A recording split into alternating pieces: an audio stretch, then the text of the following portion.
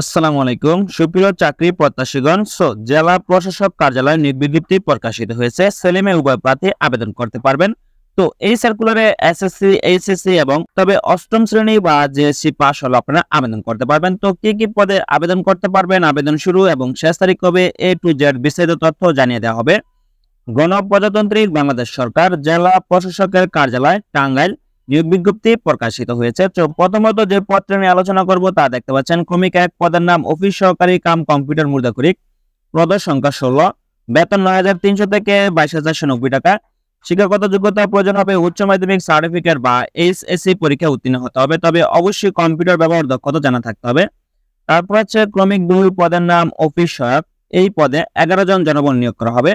শিক্ষাগত যোগ্যতা প্রয়োজন হবে মাধ্যমিক স্কুল সার্টিফিকেট বা এসএসসি পরীক্ষা উত্তীর্ণ হলে আবেদন করতে পারবেন, তবে বেতন প্রদান করা হবে 8,250 থেকে 20,010 টাকা। তারপর আছে ক্রমিক 3 পদের নাম নিরাপত্তা প্রহরী, পদ সংখ্যা 20, বেতন প্রদান করা হবে 8,250 থেকে 20,010 টাকা। শিক্ষাগত যোগ্যতা প্রয়োজন হবে কোন স্বীকৃত বোর্ড হতে মাধ্যমিক স্কুল সার্টিফিকেট বা এসএসসি পরীক্ষা উত্তীর্ণ হতে হবে, তবে অবশ্যই সুস্বাস্থ্যের অধিকারী হতে হবে। তারপর আছে ক্রমিক 4 পদের নাম পরিচ্ছন্নতা কর্মী, এই পদের বেতন 8,250 থেকে 20,010 টাকা। পদের সংখ্যা হলো 5।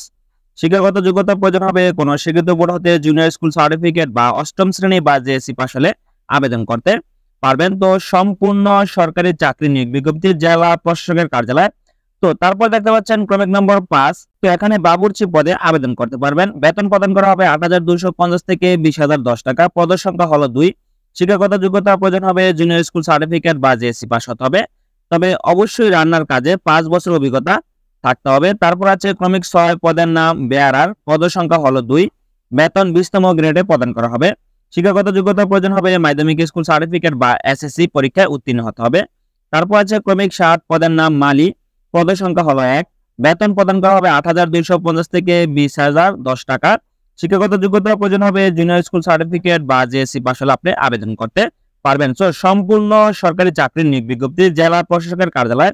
প্রার্থীর বয়স আগামী 8/8/2024 খ্রিস্টাব্দের মধ্যে 18 থেকে 30 বছরের মধ্যে হতে হবে, তবে বীর মুক্তিযোদ্ধা বা শহীদ বীর মুক্তিযোদ্ধার সন্তানদের ক্ষেত্রে বা শারীরিক প্রতিবন্ধী প্রার্থীর ক্ষেত্রে বয়স সীমা 32 বছর পর্যন্ত শিথিলযোগ্য, তবে বয়সের ক্ষেত্রে কোনো এফিডেভিট গ্রহণযোগ্য হবে না। আপনার আবেদন শুরু এবং শেষ তারিখ কবে তা এখন জানিয়ে দিচ্ছি। জেলা প্রশাসকের কার্যালয় টাঙ্গাইল, এই সার্কুলারে আপনার আবেদন করতে হবে অনলাইনে। তো অনলাইনে আবেদন করতে হলে অবশ্যই দেখতে পাচ্ছেন dctangail.teletalk.com.bd ওয়েবসাইটে প্রবেশ করে আপনি অনলাইনে আবেদন সম্পূর্ণ করতে হবে। তো অনলাইনে আবেদনপত্র পূরণ করার তারিখ হলো 8/8/2024 খ্রিস্টাব্দ সকাল 10 ঘটিকা হতে, এবং অনলাইনে আবেদনপত্র জমাদানের শেষ তারিখ হলো 22/8/2024 খ্রিস্টাব্দ বিকাল 5টা পর্যন্ত। এই সময়ের মধ্যে আপনি অনলাইনে আবেদন সম্পূর্ণ করতে হবে।